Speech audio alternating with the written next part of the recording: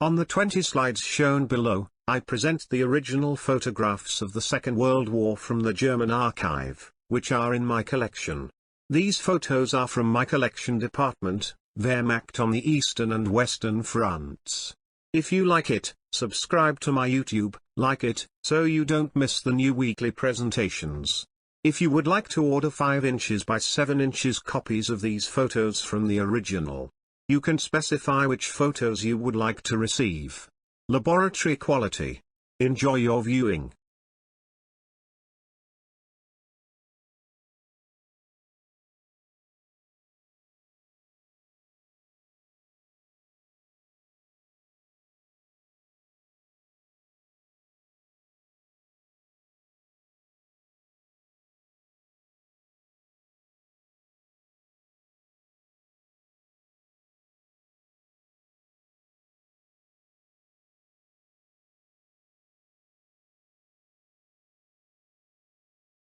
The Junkers Ju-87, popularly known as the Stuka, is a German dive bomber and ground attack aircraft.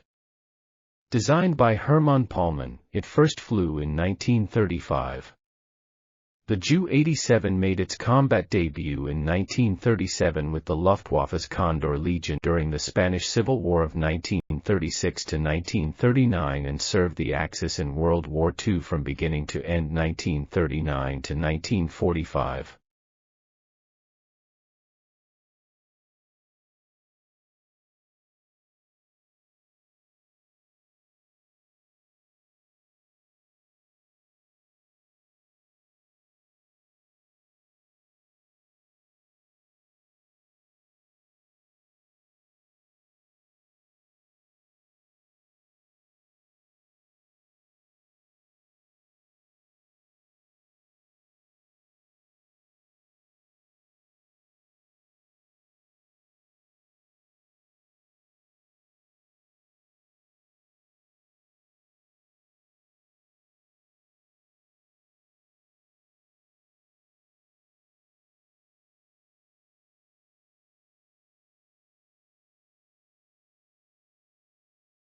Helmut Schönfelder, April 30, 1914 to 23 September 2003, was a Luftwaffe ace and recipient of the Knight's Cross of the Iron Cross during World War II. The Knight's Cross of the Iron Cross was awarded to recognize extreme battlefield bravery or successful military leadership. Schönfelder was credited with 56 aerial victories.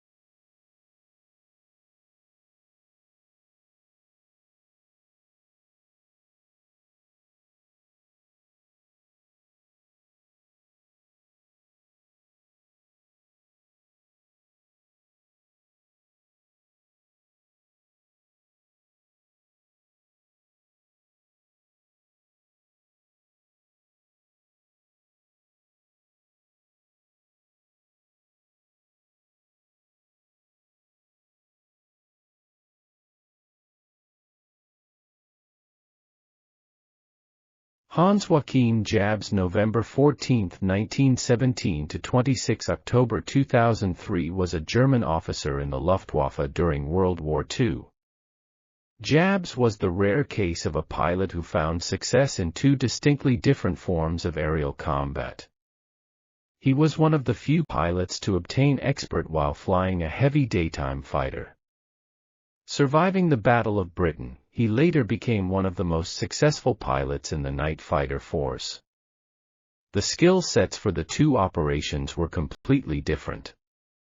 Through 510 combat missions, he was credited with 50 victories, 31 of them achieved at night. In May 1945, Jabs was interred as a prisoner of war and held by the British for a year.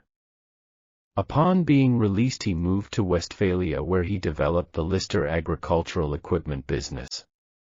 He became a successful businessman in the field of heavy agricultural equipment. He also became involved in veterans organizations, and was made vice president of the Gemeinschaft der Jagdflieger or Association of Armed Forces Airmen, a veterans organization founded in 1952 by former officers of the Luftwaffe to help fellow officers returning to Germany.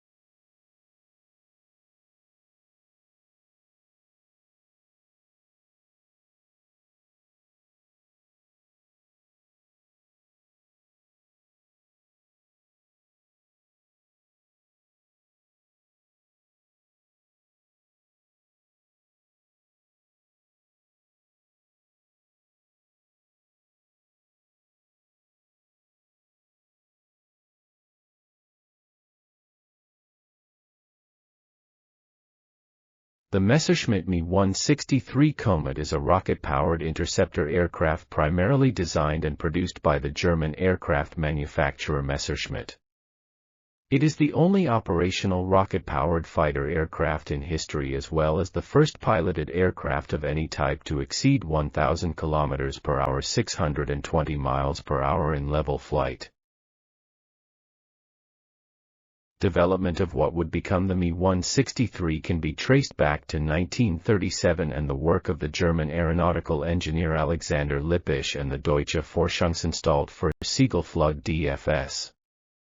Initially an experimental program that drew upon traditional glider designs while integrating various new innovations such as the rocket engine, the development ran into organizational issues until Lippisch and his team were transferred to Messerschmitt in January 1939.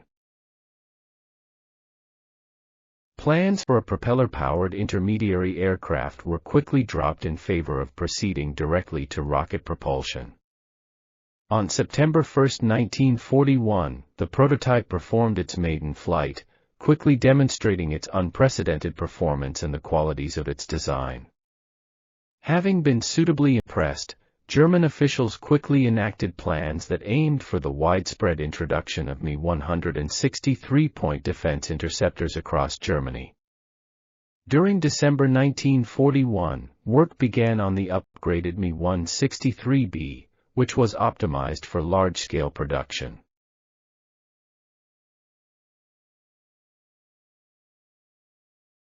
LZ-127 Graf Zeppelin. Deutsches Luftschiff Zeppelin 127 was a German passenger-carrying hydrogen-filled rigid airship that flew from 1928 to 1937. It offered the first commercial transatlantic passenger flight service. The ship was named after the German airship pioneer Ferdinand von Zeppelin, a Count Graf in the German nobility. It was conceived and operated by Hugo Eckener, the chairman of Luftschiffbau Zeppelin. Graf Zeppelin made 590 flights totaling almost 1.7 million kilometers over 1 million miles. It was operated by a crew of 36, and could carry 24 passengers. It was the longest and largest airship in the world when it was built. It made the first circumnavigation of the world by airship, and the first non-stop crossing of the Pacific Ocean by air. Its range was enhanced by its use of blau gas as a fuel. It was built using funds raised by public subscription and from the German government, and its operating costs were offset by the sale of special postage stamps to collectors, the support of the newspaper magnate William Randolph Hearst, and cargo and passenger receipts. After several long flights between 1928 and 1932, including one to the Arctic, Graf Zeppelin provided a commercial passenger and mail service between Germany and Brazil for 5 years.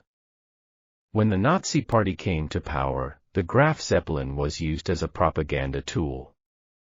The airship was withdrawn from service after the Hindenburg disaster in 1937, and scrapped for military aircraft production in April 1940.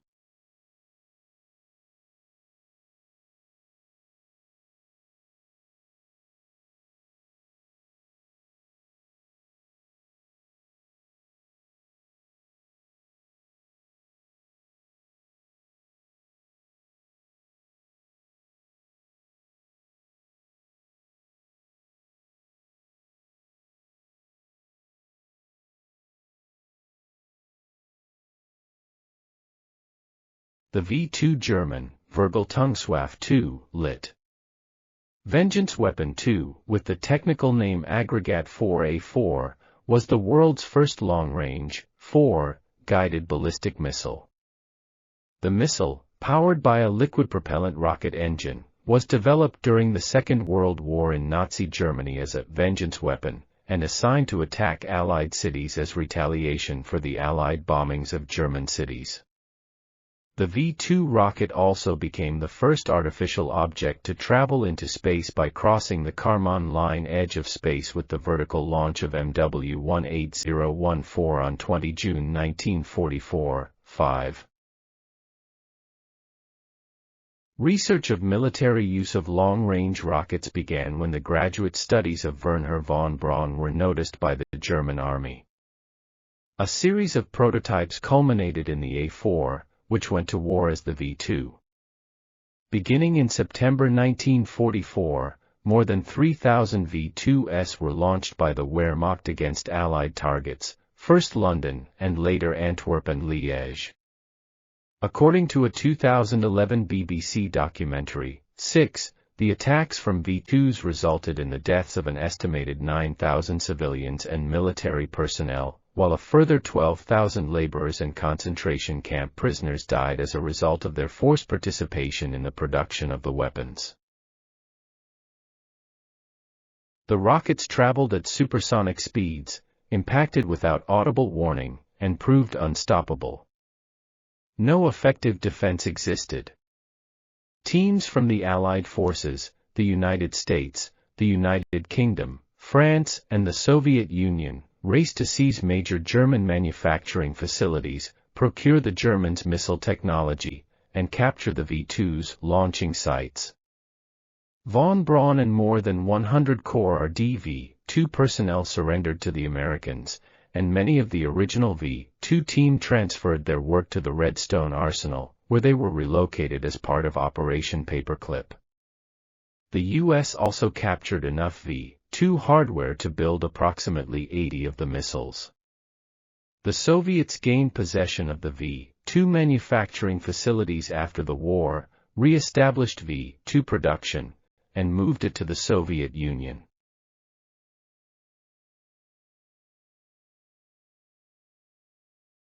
Wilhelm Hugo Sperl, February 7, 1885 to 2 April 1953, also known as Hugo Sperl, was a German military aviator in World War I and a General Feldmarschall Field Marshal in the Luftwaffe during World War II. Sperl was appointed as commanding officer of Luftwaffengruppenkommando 3 Air Force Group Command 3, the forerunner of Luftflotte 3 Air Fleet 3, in February 1938. Sperl was used during the Anschluss and Czech crisis by the Nazi leadership to threaten other governments with bombardment. Sperl attended several important meetings with Austrian and Czech leaders for this purpose upon the invitation of Adolf Hitler. In September 1939, World War II began with the invasion of Poland. Sperl and his air fleet served exclusively on the Western Front. He played a crucial role in the Battle of France and Battle of Britain in 1940. In 1941, Sperl directed operations during the Blitz over Britain. From mid-1941, his air fleet became the sole command in the West. Through 1941 and 1942, he defended German-occupied Europe against the Royal Air Force, as well as the United States Army Air Forces from 1943. Sperl's command was depleted in the battles of attrition forced on him by the combined bomber offensive. By mid-1944, Sperl's air fleet had been reduced to impotence and it could not repel the Allied landings in Western Europe. As a consequence, Sperl was dismissed to the Führer Reserve and never held a senior command again. On May 1, 1945, he was captured by the British. After the war, he was charged with war crimes at the High Command trial but was acquitted. Sperl was involved in the bribery of senior Wehrmacht officers.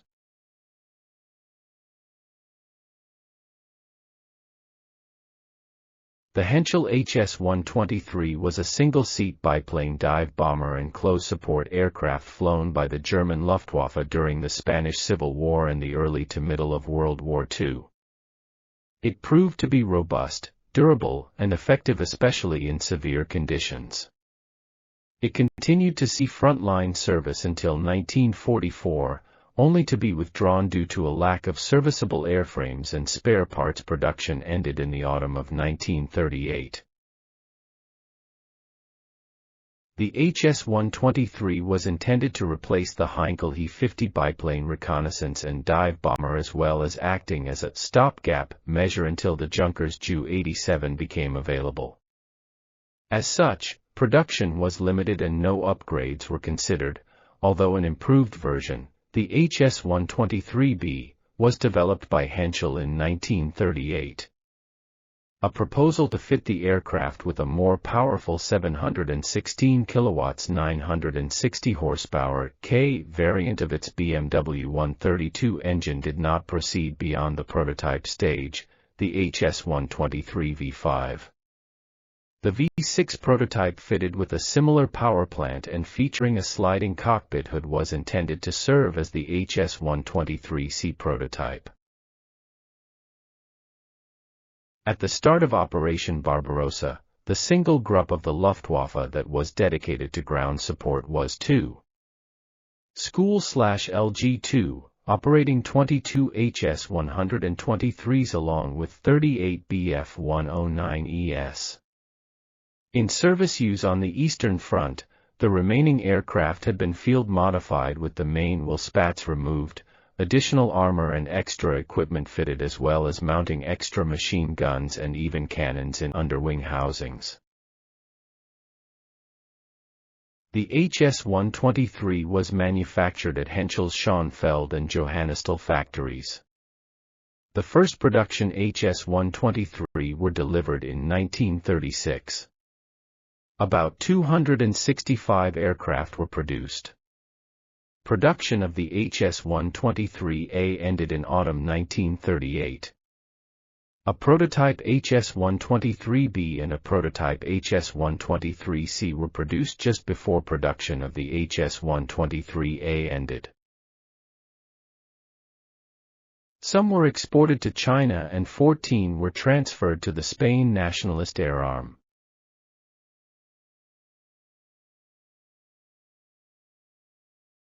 The Junkers Ju-52/3M, nicknamed Tante Ju and Iron Annie, is a transport aircraft that was designed and manufactured by German aviation company Junkers. First introduced during 1930 as a civilian airliner, it was adapted into a military transport aircraft by Germany's Nazi regime, who exercised power over the company, for its war efforts over the objections of the company's founder Hugo Junkers. The primary early production model, the Ju-52/3M, was principally operated as a 17-seat airliner or utility transport aircraft by various civil operators during the 1930s.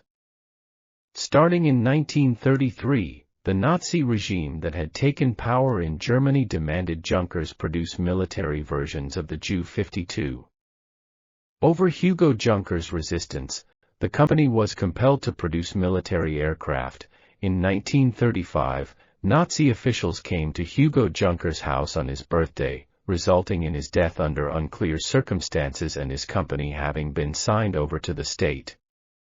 Thousands of Ju-52s were procured as a staple military transport of the Luftwaffe. The Ju-52/3M G7E was the principal production model. Shortly after the Nazis came into power in 1933, Junkers was approached to participate in Germany's rearmament. When Junkers declined, the Nazis responded by demanding ownership of all patents and market shares from his remaining companies, under threat of imprisonment on the grounds of high treason. Despite Hugo Junkers' objections, his company, designs, and name would be pressed into military service to serve the militaristic regime that had gained power in Germany.